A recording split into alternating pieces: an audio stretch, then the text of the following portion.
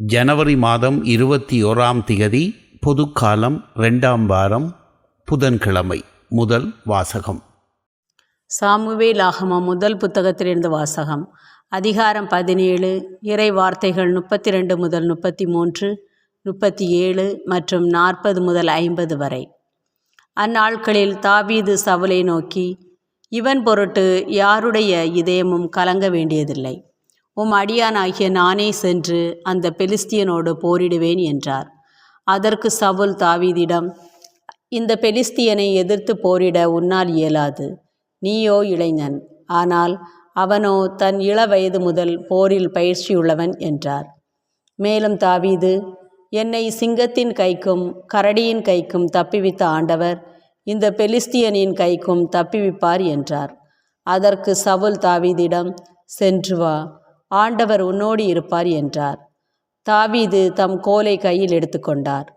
நீரோடையிலிருந்து வழுவழுப்பான 5 கூழாங்கற்களை தேர்ந்தெடுத்து இடையனுக்குரிய தம் பையில் போட்டிக்கொண்டார். தம் கவனை கையில் பிடித்து கொண்டு பெலிஸ்தியனை நோக்கி சென்றார். தன் கேடயம் ஏந்துபவன் முன் செல்ல, அந்த பெலிஸ்தியனும் தாவீதை நோக்கி நடந்து அவரை நெருங்கினான். பெலிஸ்தியன் தாவீதை கூர்ந்து பார்த்து ஏளனம் செய்தான். ஏனெனில் அவன் சிவந்த மேனியும் அழகிய தோற்றமுடைய இளைஞனாயிருந்தான். அப்பெலிஸ்தியன் தாவீதை பார்த்து, நீ கோலுடன் என்னிடம் வர நான் என்ன நாயா என்று சொல்லி தன் தெய்வங்களின் பெயரால் தாவீதை சபிக்கத் தொடங்கினான். மீண்டும் பெலிஸ்தியன் தாவீதை நோக்கி, அருகே வா, வானத்து பறவைகளுக்கும் வனத்து விலங்குகளுக்கும் உன் உடலை இரையாக்குவேன் என்றான். அப்பொழுது தாவீது பெலிஸ்தியனிடம், நீ வாளோடும் ஈட்டியோடும் எரிவேலோடும் என்னிடம் வருகிறாய். நானோ நீ இகழ்ந்த இஸ்ரேலின் படைத்திரளின் கடவுளாகிய படைகளின் ஆண்டவர்தம் பெயரால் வருகிறேன். இன்றே ஆண்டவர் உன்னை என் கையில் ஒப்புவிப்பார். நான் உன்னை வீழ்த்தி உன் உடலை துண்டிப்பேன். பெலிஸ்தியரின் பிணங்களை வானத்து பறவைகளுக்கும் பூவுலக விலங்குகளுக்கும் கையளிப்பேன். இஸ்ரேலரிடையே கடவுள் இருக்கிறார் என்பதை உலகில் உள்ள எல்லாரும் இதனால் அறிந்து கொள்வர். மேலும் ஆண்டவர் வாளினாலும் ஈட்டியினாலும் மீள்கின்றவர் அல்லர் என்று இந்த மக்கள் கூட்டம் அறிந்து கொள்ளட்டும். ஏனெனில் இது ஆண்டவரின் போர். அவரே உங்களை எங்கள் கையில் ஒப்புவிப்பார் என்றார். பெலிஸ்தியன் எழுந்து தாவீதை நோக்கி புறப்படுகையில் தாவீதும் அவனுடன் போரிட பெலிஸ்திய படைத்திரளை நோக்கி விரைந்து ஓடினார். தாவீது தம் பையில் கை வைத்து ஒரு கல்லை எடுத்தார். அதை கவனில் வைத்து சுழற்றி பெலிஸ்தியனுடைய நெற்றியை குறிபார்த்து எறிந்தார். அந்த கல்லும் அவனது நெற்றிக்குள் தாக்கி பதியவே அவன் தரையில் முகங்குப்புற விழுந்தான். இவ்வாறு தாவீது கையில் வாளேதுமின்றி கவனும் கல்லும் கொண்டு பெலிஸ்தியன் மீது வெற்றி கொண்டு அவனை வீழ்த்தி கொன்றார். ஆண்டவரின் அருள்வாக்கு. இறைவா, உமக்கு நன்றி. நற்செய்தி வாசகம். ஓய்வு நாளில் எது செய்வது முறை, உயிரை காப்பதா அழிப்பதா? மார்க்கு எழுதிய தூய நற்செய்தியிலிருந்து வாசகம். அதிகாரம் 3 வசனங்கள் 1 - 6 வரை. இயேசு மீண்டும் தொழுகை கூடத்திற்குள் சென்றார். அங்கே கை சூம்பியவர் ஒருவர் இருந்தார். சிலர் இயேசு மீது குற்றம் சுமத்தும் நோக்குடன், ஓய்வு நாளில் அவர் அவரை குணப்படுத்துவாரா என்று கூர்ந்து கவனித்து கொண்டே இருந்தார்கள். இயேசு கை சூம்பியவரை நோக்கி, எழுந்து நடுவே நில்லும் என்றார். பின்பு அவர்களிடம், ஓய்வு நாளில் நன்மை செய்வதா தீமை செய்வதா, உயிரை காப்பதா அழிப்பதா, எது முறை என்று அவர் கேட்டார். அவர்களோ பேசாதிருந்தார்கள். அவர் சினத்துடன் அவர்களை சுற்றிலும் திரும்பி பார்த்து அவர்களது பிடிவாத உள்ளத்தை கண்டு வருந்தி கை சூம்பியவரை நோக்கி, கையை நீட்டும் என்றார். அவர் நீட்டினார். அவருடைய கை மீண்டும் நலமடைந்தது. உடனே பரிசேயர் வெளியேறி ஏரோதியரோடு சேர்ந்து இயேசுவை எப்படி ஒழிக்கலாம் என அவருக்கு எதிராக சூழ்ச்சி செய்தனர். ஆண்டவரின் அருள்வாக்கு. கிறிஸ்துவே, உமக்கு புகழ். அன்புக்குரியவர்களே, 2ஆம் வத்திக்கான் சங்கத்தை ஆரம்பித்தவர் திருத்தந்தை புனித 23ஆம் யோவான். பழமைவாதத்தில் மூழ்கி கிடந்த திரு அவையில் மாற்றங்களை கொண்டு வரும் பொருட்டு அவர் ஆரம்பித்த இச்சங்கத்திற்கான எதிர்ப்பு குரல்கள் பல திசைகளிலிருந்தும் எழுந்தன. இத்தகைய எதிர்ப்பு குரல்கள் பற்றி ஒரு முறை அவரிடம் கேட்கப்பட்ட பொழுது அவர், என் வாழ்வின் ஒரு பகுதி துன்புறுவது, அதை நான் ஏற்றுக்கொண்டுதான் ஆக வேண்டும் என்று பதில் கொடுத்தாராம். மாநில வாழ்வில் பிரச்சனைகளும் வேதனைகளும் துயரங்களும் உண்டு. இந்த உலகில் வாழும் எல்லா மனிதர்களுமே ஏதோ ஒரு வகை பிரச்சனையினால் துன்பப்படுகின்றனர். இவை நம் மகிழ்ச்சியை பாதிக்கின்றன என்பது உண்மை. எனவே பிரச்சனைகளை தீர்ப்பதில் நாம் அக்கறை காட்டுகிறோம் என்பதும் உண்மை. இவ்வாறு நமது பிரச்சனைகளை தீர்ப்பதில் எத்தகைய பலத்தை நாம் அதிகம் பயன்படுத்துகிறோம் என்று சிந்திக்க இன்றைய வாசகங்கள் நமக்கு அழைப்பு விடுக்கின்றன. முதல் வாசகத்தில் பெலிஸ்தியர்களுக்கும் இஸ்ரேல் மக்களுக்கும் இடையேயான போர் குறித்து வாசிக்கின்றோம். பெலிஸ்திய வீரனான கோலியாத் இஸ்ரேல் மக்களில் யாராவது ஒருவர் தன்னோடு போரிட்டு வெற்றி கொண்டால் பெலிஸ்தியர்கள் இஸ்ரேல் மக்களுக்கு அடிமைகளாக இருப்பார்கள் என்று சொல்லி போருக்கு அழைத்தான். யாரும் தயாராக இல்லை. இறுதியில் ஆண்டவரால் அருள் பொழிவு செய்யப்பட்ட தாவீது கோலியாத்தை எதிர்கொண்டு அவனை வெற்றி கொண்டதே முதல் வாசகம். இங்கு நாம் கவனிக்க வேண்டியது, கோலியாத்து தன் நம்பிக்கையை தனது ஆயுதம், உடல் பலம், போர் பயிற்சி ஆகியவற்றில் வைத்திருந்தான். அதாவது தன் சொந்த பலத்தில் நம்பிக்கை வைத்து போருக்கு வந்தான்.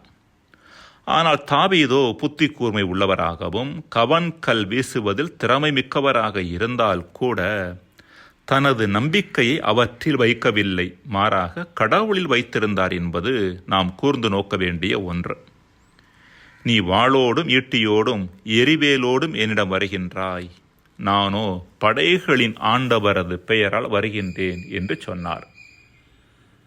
அன்பிற்குரியவர்களே, வாழ்வில் வரும் சங்கடங்களையும் எதிர்ப்புகளையும் பிரச்சனைகளையும் நமது சொந்த பலம் மற்றும் திறமைகள் துணையோடு மட்டும் அணுகினோம் என்றால் பிரச்சனைகள் நம்மை எளிதில் வீழ்த்திவிடும். காரணம், நாம் சந்திக்கின்ற பல பிரச்சனைகள் நமது ஆற்றலுக்கும் சக்திக்கும் அப்பாற்பட்டவை. ஆனால் அதே பிரச்சனைகளை இறைவனின் துணையோடு எதிர்கொண்டோம் என்றால் பிரச்சனைகளை நாம் வீழ்த்த முடியும். காரணம், இறைவனின் ஆற்றலால் தீர்க்கப்பட முடியாத பெரிய பிரச்சனை இந்த உலகில் எதுவும் கிடையாது. இன்றைய நற்செய்தியில் பரிசேயர்கள் இயேசுவின் நற்காரியங்களில் குற்றம் காண முனைந்ததை பார்க்கிறோம். கடவுளின் வல்லமையையே தனது வல்லமையாக கொண்டு செயல்பட்ட இயேசு அவர்களால் எதிர்த்து பேச இயலாத அளவிற்கு ஞானமிக்க கேள்வி ஒன்றை அவர்களிடம் கேட்க அவர்கள் பேசாமல் அந்த இடத்தை விட்டு வெளியேறுகின்றனர். இறைவனது உடனிருப்பை மனதில் கொண்டும் அவரது ஆற்றலை நமதாக்கியும் வாழ்வு பிரச்சனைகளை அணுகினோம் என்றால் மலை கூட மடுவாக தெரியும். இதற்கு மாறாக சொந்த பலத்தோடு பிரச்சனைகளை அணுகினோம் என்றால் சாதாரண மடுகூட மலை போன்று நமக்கு தெரியும். மன்றாடுவோமாக. இறைவா, உடனிருந்து பலம் தந்து தேற்றும் உம்மை அதிகமாக உணர்ந்து கொள்ள, இதன் வழியாக எங்களது வாழ்வின் பிரச்சனைகளை சரியான மனநிலையோடு எதிர்கொள்ள எங்களுக்கு வரம் தருவீராக. ஆமேன்.